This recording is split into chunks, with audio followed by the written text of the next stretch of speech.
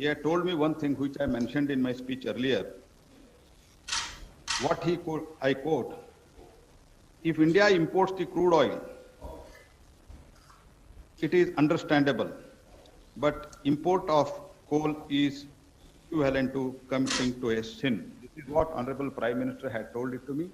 Taking that as a mantra, we have moved ahead, and now we are today in a historic day. Today is the historic day, and we will launch without any preconditions. We will launch coal mining of commercial auction. And now, I would request Honorable Prime Minister to bless us for the success of this event. As a most welcome you, sir. Kindly address us. धन्यवाद प्रहलाद जी। सबको नमस्कार। देश और विदेश में इस event में हिस्सा ले रहे सभी साथियों का बहुत बहुत स्वागत है। इतने चैलेंजिंग टाइम में इस तरह के इवेंट का होना, आप सभी का उसमें शामिल होना अपने आप में एक बहुत बड़ी आशा जगाता है, विश्वास का बहुत बड़ा संदेश लेकर के आता है। भारत कोरोना से लड़ेगा भी और आगे जीतेगा भी, आगे बढ़ेगा भी। भारत इस बड़ी आपदा को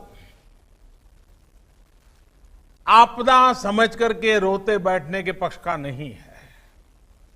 भारत आपदा कितनी ही बड़ी क्यों न हो, उसको अवसर में बदलने के लिए कृत संकल्प है और हम सब मिलकर के आपदा को अवसर में बदलेंगे। कोरोना के इस संकट ने भारत को आत्मनिर्भर भारत, सेल्फ रिलायंट होने का सबक भी दिया है। आत्मनिर्भर भारत यानी भारत इंपोर्ट पर अपनी निर्भरता कम करेगा। आत्मनिर्भर भारत यानी भारत इंपोर्ट पर खर्च होने वाली लाखों करोड़ों रुपयों की विदेशी मुद्रा बचाएगा और देश के गरीबों के कल्याण के लिए काम में लाएगा। आत्मनिर्भर भारत यानी भारत को इंपोर्ट न करना पड़े, इसके लिए वो अपने ही देश में साधन और संसाधन विकसित करने की दिशा में लगातार प्रयास करेगा, आगे बढ़ेगा। आत्मनिर्भर भारत यानी जिसे आज हम इंपोर्ट करते हैं, कल को, और ये बात मैं बहुत जिम्मेवारी के साथ आप सबके पर भरोसा होने के लिए कह रहा हूं, ये आप पर मेरा जो भरोसा है उसके लिए मैं कह रहा हूं कि आज हम जो इंपोर्ट करते हैं, कल को उसी के सबसे बड़े एक्सपोर्टर बनेंगे। साथियों, इस लक्ष्य को प्राप्त करने के लिए यह बहुत आवश्यक है कि हम एक एक सेक्टर को पकड़कर, एक एक प्रोडक्ट को पकड़कर, एक एक सर्विस का ध्यान करते हुए होलिस्टिक तरीके से काम करें। एक एक क्षेत्र को चुन करके उस क्षेत्र में भारत को आत्मनिर्भर बनाएं। आज का ये इवेंट इसी सोच को साकार करने की दिशा में एक महत्वपूर्ण इनिशिएटिव है, एक मजबूत कदम है। आज एनर्जी सेक्टर में भारत को आत्मनिर्भर बनाने के लिए, सेल्फ रिलायंट बनाने के लिए एक बहुत बड़ा कदम उठाया जा रहा है। ये कार्यक्रम सिर्फ कोल माइनिंग से जुड़े एक सेक्टर से जुड़े रिफॉर्म्स को जमीन पर उतारने का ही है, ऐसा नहीं है, बल्कि ये 130 करोड़ एस्पिरेशंस को रियलाइज करने का कमिटमेंट है। ये हमारे युवा साथियों के लिए रोजगार के लाखों अवसर तैयार करने की शुरुआत है। साथियों, सेल्फ रिलायंस के संकल्प को सिद्ध करने के लिए जब पिछले महीने आत्मनिर्भर भारत अभियान की घोषणा हुई थी, तो कई लोगों को लगता था कि एक प्रकार से एक सामान्य सरकारी प्रक्रिया है। लेकिन महीने भर के भीतर ही हर घोषणा, हर रिफॉर्म्स, चाहे वो एग्रीकल्चर सेक्टर में हो, चाहे एमएसएमईज के सेक्टर में हो, या फिर अब कोल और माइनिंग के सेक्टर में हो, हर क्षेत्र में एक साथ अनेक प्रकार के कदम उठाए जा रहे हैं, निर्णय किए जा रहे हैं और निर्णयों को तेजी से जमीन पर उतारने के लिए हर कोई कोशिश कर रहा है। ये दिखाता है कि भारत इस क्राइसिस को अपॉर्चुनिटी में बदलने के लिए कितना गंभीर है, कितना कमिटेड है। आज हम सिर्फ कॉमर्शियल कोल माइनिंग के लिए ऑक्शन ही लॉन्च नहीं कर रहे हैं, बल्कि कोल सेक्टर को दशकों के लॉकडाउन से भी बाहर निकाल रहे हैं। कोल सेक्टर के लॉकडाउन का क्या प्रभाव रहा है, ये मुझसे भी ज्यादा आप सब लोग बेहतर तरीके से जानते हैं। सोचिए, जो देश कोल रिजर्व के हिसाब से दुनिया का चौथा सबसे बड़ा देश हो, जो दुनिया का दूसरा सबसे बड़ा प्रोड्यूसर हो, वो देश कोल का एक्सपोर्ट नहीं कर रहा है, बल्कि हमारा देश दुनिया का दूसरा सबसे बड़ा कोल इंपोर्टर है, कोल आयात करता है। बड़ा सवाल ये है कि जब हम दुनिया के लार्जेस्ट प्रोड्यूसर हैं, एक प्रकार से लार्जेस्ट प्रोड्यूसर के जो मेन ग्रुप हैं, हम उसमें से एक हैं। अगर ये सच्चाई है तो हम लार्जेस्ट एक्सपोर्टर क्यों नहीं हो सकते? और ये हम सबको अपने आप को पूछना है। और यही सवाल मेरे आप सभी को और करोड़ों भारतीयों के मन में भी हमेशा उठता रहा है। साथियों, हमारे यहां दशकों से यही स्थिति चल रही थी। देश के कोल सेक्टर को कैप्टिव और नॉन कैप्टिव के जाल में उलझा कर रखा गया था।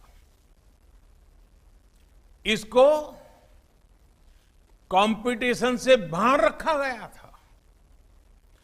ट्रांसपेरेंसी की एक बहुत बड़ी समस्या बार बार सामने आई है। ईमानदारी से ऑक्शन को छोड़िए, कोयला खदानों के अलॉटमेंट में बड़े बड़े घोटालों की चर्चा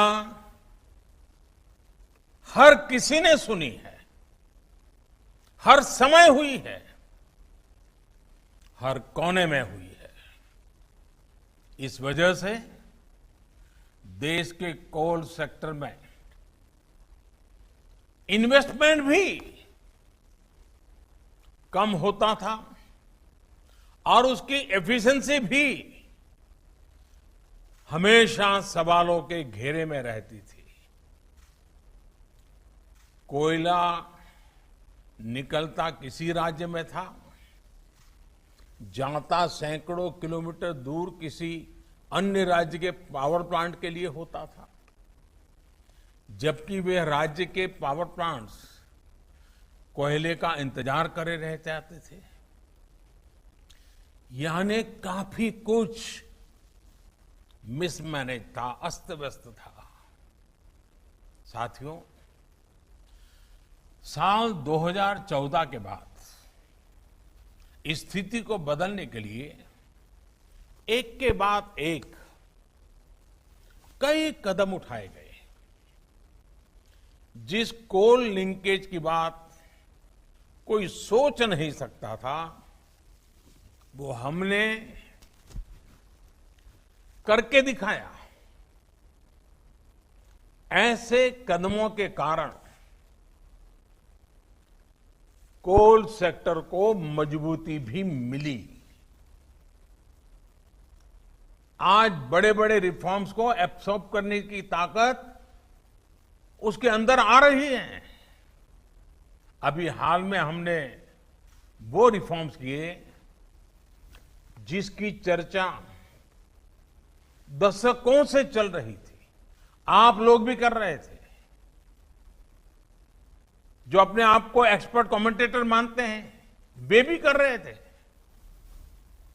अब भारत ने कोल और माइनिंग के सेक्टर में कंपटीशन के लिए, कैपिटल के लिए, पार्टिसिपेशन और टेक्नोलॉजी के लिए पूरी तरह से खोलने का बहुत बड़ा फैसला लिया है। इसका भी ध्यान रखा गया है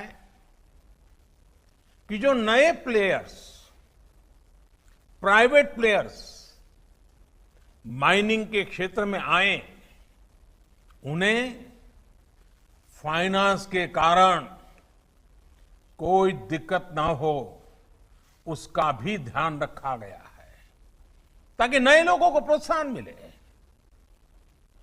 साथियों, एक मजबूत माइनिंग और मिनरल सेक्टर के बिना सेल्फ रिलायंस संभव नहीं है, क्योंकि मिनरल्स और माइनिंग हमारी इकोनॉमी के इंपॉर्टेंट पिलर्स हैं। अब रिफॉर्म्स के बाद अब कोल प्रोडक्शन, पूरा कोल सेक्टर भी एक प्रकार से आत्मनिर्भर हो पाएगा। अब कोयले के लिए बाजार खुल गया है।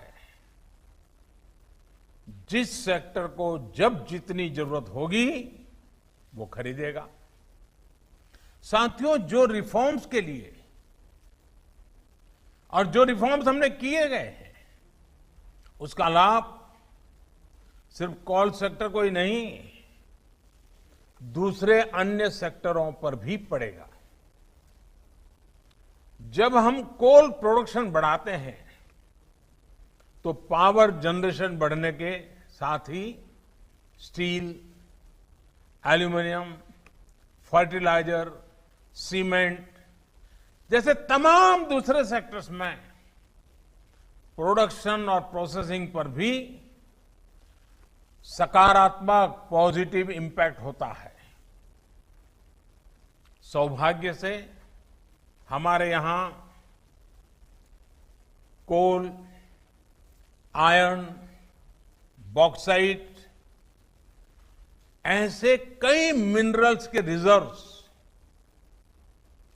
एक दूसरे के बहुत नजदीक होते हैं, बहुत आसपास ही होते हैं। एक प्रकार से परमात्मा ने जैसे क्लस्टर बना करके रखा हुआ है हमारे लिए। ऐसे में हाल में ही मिनरल्स को लेकर जो रिफॉर्म्स किए गए थे वो कोल माइनिंग रिफॉर्म्स के साथ जुड़ जाने से ये बाकी सेक्टर भी बहुत मजबूत हो गए हैं। साथियों, कॉमर्शियल कोल माइनिंग के लिए आज जो ऑक्शन की शुरुआत हो रही है वो हर स्टेक होल्डर्स के लिए विन विन सिचुएशन है। इंडस्ट्रीज को, आपको, अपने बिजनेस, अपने इन्वेस्टमेंट के लिए हम नए रिसोर्सेज मिलेंगे, नया मार्केट मिलेगा। इसके साथ ही राज्य सरकारों को बेहतर रेवेन्यू मिलेगा।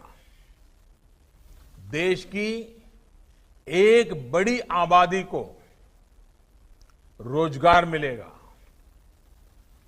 एक प्रकार से गरीबों की सेवा का काम कोयले से भी हो सकता है, इसका विश्वास पैदा होगा। यानी हर सेक्टर पर एक पॉजिटिव असर देखने को मिलेगा। और मैं जो फील कर रहा हूं, इसके कारण हमारे देश के गरीब इलाकों के और गरीब लोगों के सबसे ज्यादा आशीर्वाद हम सबको मिलने वाले हैं। साथियों, कोल रिफॉर्म्स करते समय इस बात का भी ध्यान रखा गया है कि एनवायरनमेंट की रक्षा का भारत का कमिटमेंट कहीं से भी कमजोर न पड़े। कोल से गैस बनाने के लिए अब बेहतर और आधुनिक टेक्नोलॉजी का हम प्रयोग करना चाहेंगे और टेक्नोलॉजी आ पाएगी। कोल गैसिफिकेशन जैसे कदमों से एनवायरनमेंट की भी रक्षा होगी। कोयले से बनने वाली गैस का उपयोग ट्रांसपोर्ट और कुकिंग के लिए हो पाएगा। यूरिया और स्टील मैन्युफैक्चरिंग से जुड़े उद्योगों को प्रमोट करेगा। हमने लक्ष्य रखा है कि साल 2030 तक, 2030 तक, यानी कि इस दशक में करीब 100 मिलियन टन कोल को गैसिफाई किया जाए। मुझे बताया गया है कि इसके लिए 4 प्रोजेक्ट्स की पहचान हो चुकी है और इन पर करीब करीब 20,000 करोड़ रुपए इन्वेस्ट किए जाएंगे। साथियों, कोल सेक्टर से जुड़े ये रिफॉर्म्स ईस्टर्न और सेंट्रल इंडिया को, विशेषकर हमारी ट्राइबल बेल्ट को डेवलपमेंट का पिलर बनाने का भी एक बहुत बड़ा जरिया है। हमारे यहां जहां कोयला है, जहां मिनरल्स है, देश का वो हिस्सा प्रोग्रेस और प्रॉस्पेरिटी के मामले में उस स्तर पर नहीं पहुंच पाया है। देश का ये वो हिस्सा रहा है जहां बड़ी संख्या में एस्पिरेशनल डिस्ट्रिक्ट भी हैं। वो जिले जहां के लोग विकास के लिए एस्पायर कर रहे हैं, लालायित है, कर गुजरने का इरादा रखते हैं, सामर्थ्य है, शक्ति है, समझ है, सब कुछ है, लेकिन यही जिले विकास की दौड़ में बहुत पीछे रह गए हैं। आप कल्पना कर सकते हैं, देश में 16 एस्पिरेशनल डिस्ट्रिक्ट्स ऐसे हैं जहां कोयले के बड़े बड़े भंडार है, लेकिन इनका लाभ वहां के लोगों को उतना नहीं हुआ जितना होना चाहिए था। वहां के गरीबों का जितना भला होना चाहिए था वो नहीं हुआ। यहां से बड़ी संख्या में हमारे साथी दूर दूर अपने बूढ़े मां बाप को छोड़ करके, अपने खेत खलिहान को छोड़ करके, अपने यार दोस्तों को छोड़ करके बड़े शहरों में रोजगार के लिए, एम्प्लॉयमेंट के लिए माइग्रेशन करते हैं। ऐसी अनेक समस्याओं को कम करने और पूर्वी भारत और मध्य भारत की एक बड़ी आबादी को उसके घर के पास ही बेहतर रोजगार के अवसर देने में कॉमर्शियल माइनिंग तरफ हम जो कदम उठा रहे हैं वे एक इच्छित परिणाम लाएंगे। और जब मैं इच्छित परिणाम की बात करता हूं, मुझे इन क्षेत्रों का विकास करना है, हमें वहां के गरीबों का भला करना है, हमें पहले उस इलाके को आत्मनिर्भर बनाना है, बना के हर परिवार को आत्मनिर्भर बनाना है, हर गरीब की जिंदगी में बदलाव लाना है। आज जिन कोल ब्लॉक्स का ऑक्शन हो रहा है, इनसे ही इस क्षेत्र में लाखों जॉब पैदा होने का अनुमान है। इतना ही नहीं, कोयला निकालने से लेकर ट्रांसपोर्टेशन तक को बेहतर बनाने के लिए जो आधुनिक इंफ्रास्ट्रक्चर तैयार किया जाएगा, उससे भी रोजगार के अवसर बनेंगे, वहां रहने वालों को अधिक सुविधाएं मिलेगी। अभी हाल ही में सरकार ने इस तरह के इंफ्रास्ट्रक्चर पर 50,000 करोड़ रुपए खर्च करने का निर्णय किया है।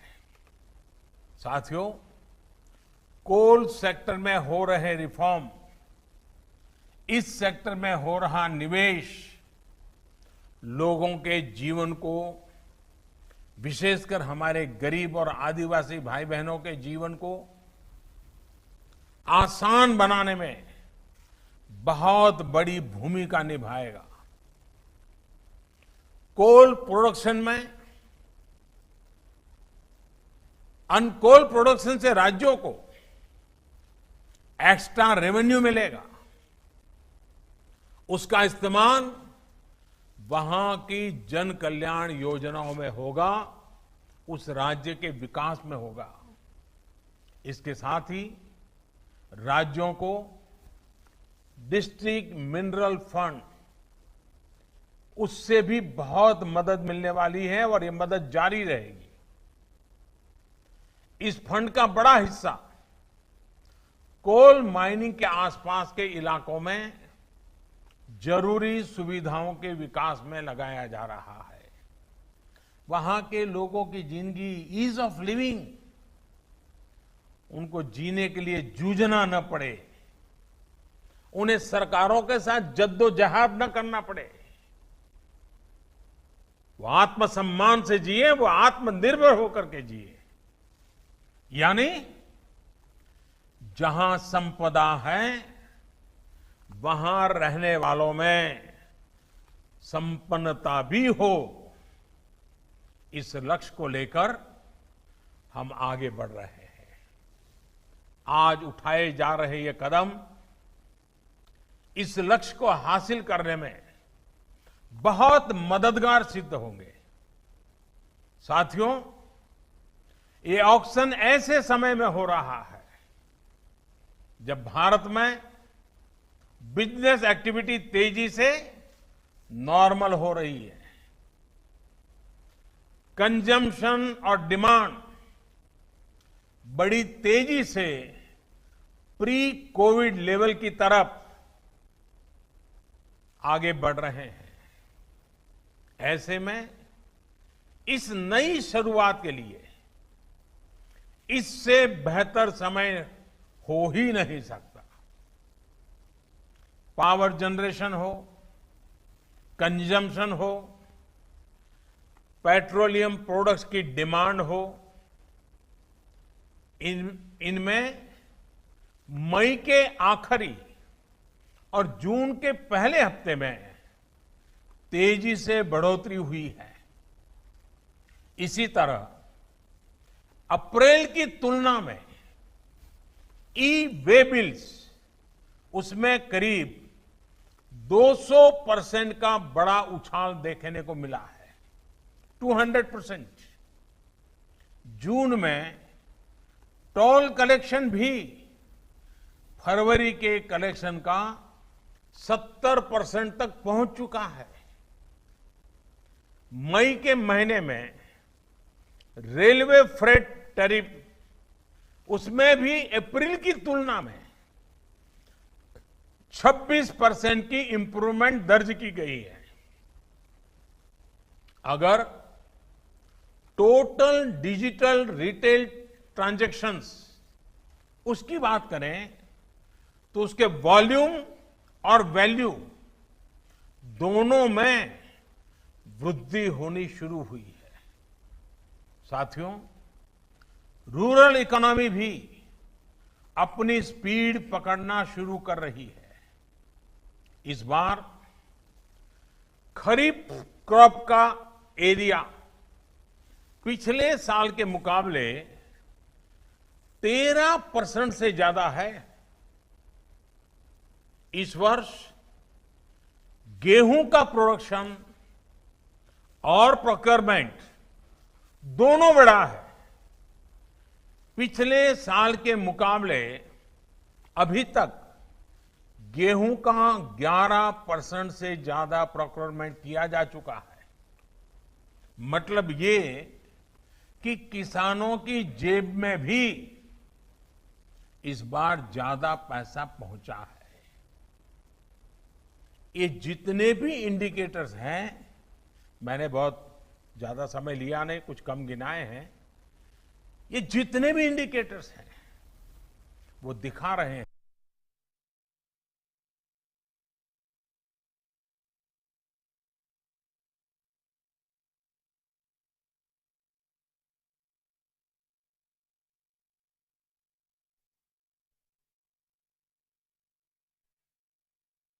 बाहर निकला है, इससे भी निकलेगा। हम भारतवासी अगर करोड़ों कंज्यूमर हैं तो ये न भूलें कि हम भारतवासी करोड़ों प्रोड्यूसर भी हैं। भारत की सक्सेस, भारत की ग्रोथ निश्चित है। हम आत्मनिर्भर बन सकते हैं। आप याद करिए, सिर्फ कुछ सप्ताह पहले तक हम N95 मास्क, कोरोना की testing kit, personal protective equipment PPE, ventilator, अपनी जरूरत का ज्यादातर हिस्सा हम बाहर से मंगाते थे। अब भारत अपनी डिमांड को मेक इन इंडिया से पूरी कर रहा है। इतना ही नहीं, बहुत जल्द हम महत्वपूर्ण मेडिकल प्रोडक्ट्स के एक्सपोर्टर भी बनेंगे।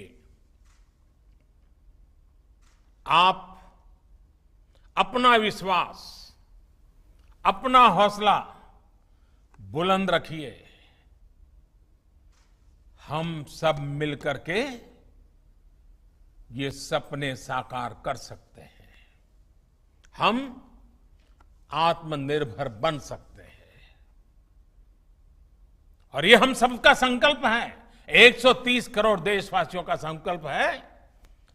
हमें आत्मनिर्भर भारत बनाना है और हम आत्मनिर्भर भारत बना सकते हैं। सेल्फ रिलायंट इंडिया की जो जर्नी 130 करोड़ भारतीयों ने शुरू की है, आप भी उसके भागीदार हैं। आप नेतृत्व करने के लिए आगे आइए। जीवन में ऐसे मौके बहुत कम आते हैं जब कुछ कर करके इतिहास को मोड़ देने की मौका आ जाता है। आज भारत के उद्योग जगत को, आज भारत के व्यापारी जगत को, आज भारत के सर्विस सेक्टर को लीड करने वाले लोगों के लिए इतिहास को बदलने का मौका आया है। इतिहास की दिशा बदलने का मौका आया है। भारत के भाग्य को बदलने का मौका आया है। हमें इस मौके को जाने नहीं देना है। हमें इस अवसर को छोड़ना नहीं है। आइए भारत को आगे बढ़ाएं, भारत को आत्मनिर्भर बनाएं। साथियों, आज मुझे आपके बीच आने का मौका मिला। मामला तो कोयले का है, हीरे के सपने देख करके चलना है। एक बार फिर आप सभी को इस अहम शुरुआत के लिए, कोल सेक्टर के इस अहम पड़ाव के लिए मेरी तरफ से बहुत बहुत शुभकामनाएं हैं। मैं विशेष रूप से मंत्रिपरिषद के मेरे साथी प्रहलाद जोशी जी को और उनकी टीम को बहुत बधाई देना चाहता हूं, क्यों उन्होंने इस लॉकडाउन पीरियड का इतना उपयोग किया। पूरे डिपार्टमेंट के हर बारीकियों का अध्ययन किया। देश के लिए नया क्या कर सकते हैं, नए तरीके से क्या कर सकते हैं, उन्होंने एक बहुत बड़ी लीडरशिप दी है। मैं प्रहलाद जी को, उनके सचिव और उनकी टीम को आज बहुत बधाई देना चाहता हूं। आपको लगता होगा कि आप एक छोटा सा कार्यक्रम कर रहे हैं। प्रहलाद जी, मुझे नहीं लग रहा है, मैं तो देख रहा हूं कि आप आत्मनिर्भर भारत के लिए एक मजबूत नींव आज डाल रहे हो और इसलिए और आपकी टीम बहुत बधाई के पात्र है। उद्योग जगत के जो साथी आज यहां मौजूद है, उनको मैं फिर से एक बार विश्वास दिलाना चाहता हूं, मैं आपके साथ हूं। देश हित के हर काम में आप 2 कदम चलिए, मैं 4 कदम चलने के लिए आपके साथ हूं। आइए हम मिलकर के इस अवसर को जाने न दें। फिर एक बार आप सबको बहुत बहुत शुभकामनाएं, बहुत बहुत धन्यवाद।